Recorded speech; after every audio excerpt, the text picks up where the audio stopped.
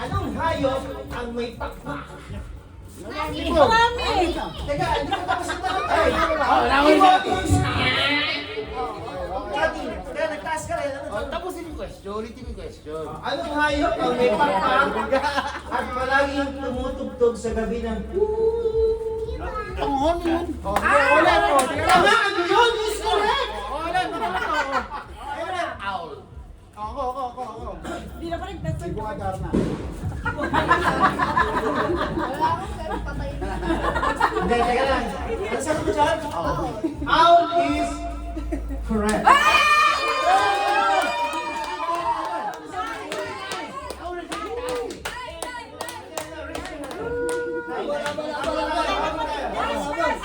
Last one. 9-7.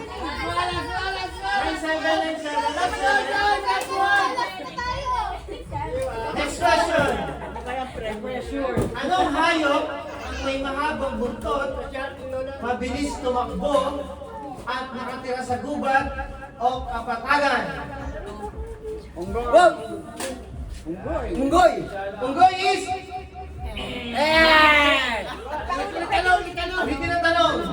Sino ang... Anong hayop ang may mahabang buntot? Yun na, maulit ko naman eh.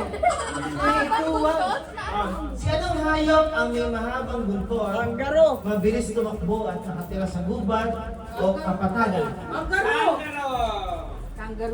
Kangaroo is... Yeah, bagyan. Usa is correct. Isa! Mahabang buntot kung saan. Paano mahabang buntot kung gano'n? Ito lang po yung isa. Eh, sabi ni ChatGPT. Next. Next question. Ano ang pinakamalaking hayop sa buong mundo? Wait!